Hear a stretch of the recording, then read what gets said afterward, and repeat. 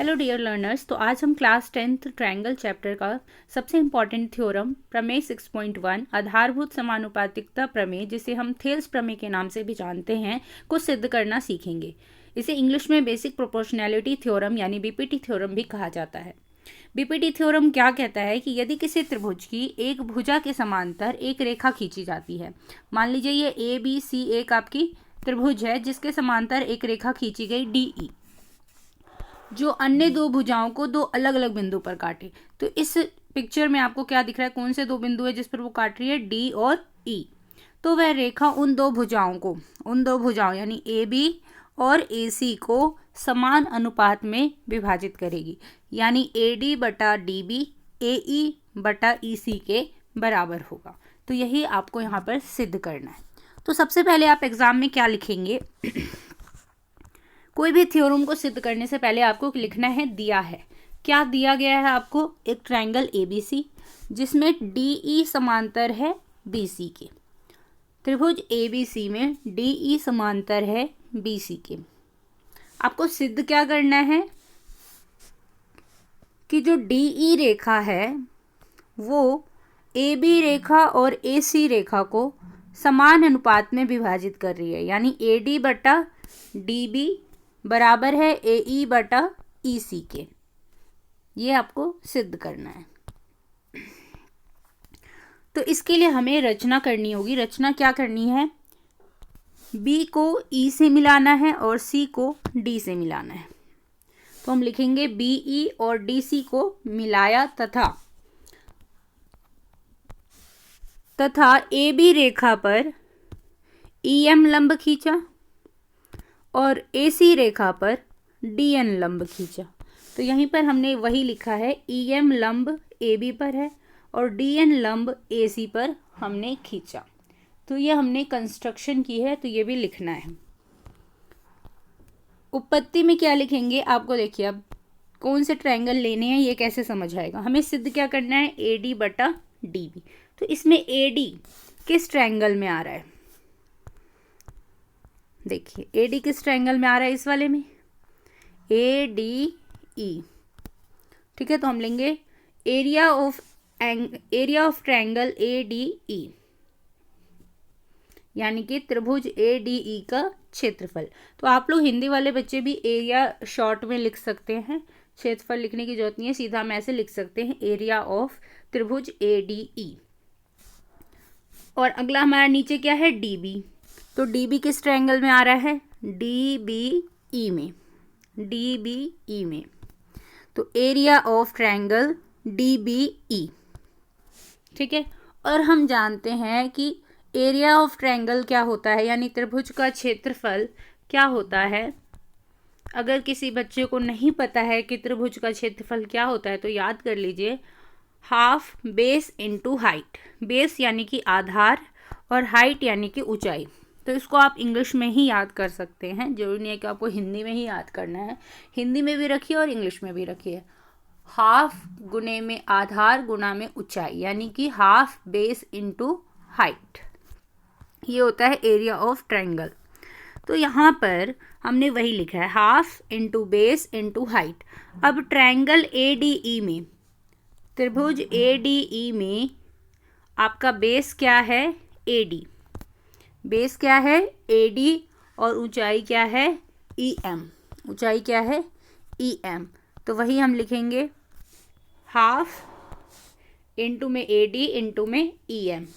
वैसे ही अब आपका त्रिभुज DBE में, DBE में बेस क्या हो जाएगा, DB, और ऊंचाई क्या रहेगी, EM। ठीक है, तो DB इनटू में EM। अब यहाँ हाफ से हाफ कट गया, EM से EM कट गया, बचा क्या, AD अपॉन में DB, AD अपॉन में DB। तो इसको हम क्या मानेंगे, समीकरण नंबर 1। ठीक है, तो इस साइड तो हमारा आ गया। अब ये वाला साइड निकालेंगे। तो जिस प्रकार से इधर हमने ट्रायंगल लिए थे वैसे ही इधर भी लेंगे। AE किस ट्रायंगल में आ रहा है, AED में। तो लिखेंगे एरिया ऑफ ट्रायंगल AED, और नीचे क्या है, ECD, triangle ECD। D, area of triangle ECD। ठीक है, ECD लिखिए या DEC लिखिए, उससे कोई फर्क नहीं पड़ता है। एरिया ऑफ AED में, AED ट्रायंगल में आपका बेस क्या हो जाएगा, AE, और ECD ट्रायंगल में आपका बेस क्या हो जाएगा, EC, और ऊंचाई क्या हो जाएगी, DN। तो वही यहाँ पर हम लिखेंगे, एरिया ऑफ ADE में बेस हमारा AE है और ऊंचाई क्या है, DN है। उसी प्रकार से DEC में, एरिया ऑफ DEC में EC आपका बेस है और DN आपका ऊंचाई है। DN से DN कट जाएगा, हाफ से हाफ कट जाएगा, बचेगा क्या, AE अपॉन में EC, यानी ये हमारा समीकरण नंबर 2 हो गया। अब यहाँ पर हमें क्या करना है, समीकरण 1 और 2 की अगर हम तुलना करें तो देखिए, समीकरण 1 और 2 में ये हमारा समीकरण 1 वाला है और ये समीकरण 2 है। यहाँ के जो हमारे ऊपर वाले अंश है, एरिया ऑफ ADE ऊपर भी है, एरिया ऑफ ADE नीचे भी है, समीकरण 2 में भी है। तो यानी हमारा जो न्यूमरेटर है, अंश है, वो बराबर है। लेकिन जो हमारा हर है वहाँ पर एरिया ऑफ DBE लिखा है और नीचे इधर वाले में लिखा है एरिया ऑफ DEC। तो अगर हम इन दोनों को बराबर कर दें तो हमारा ये वाला बराबर हो जाएगा। हमें यही सिद्ध करना है, AD बटे में DB बराबर है AE बटे में EC के, यही हमें सिद्ध करना है। तो हमें यानी कि एरिया ऑफ ट्रायंगल DBE को एरिया ऑफ ट्रायंगल DEC के बराबर सिद्ध करना होगा। वो हम कैसे सिद्ध करेंगे, देखिए,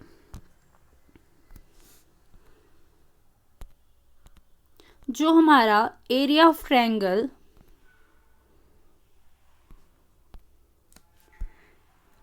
DBE है वो कहाँ पर है, देखिए पहले DBE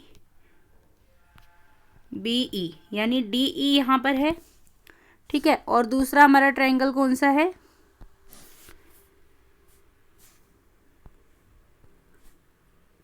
DEC, यानी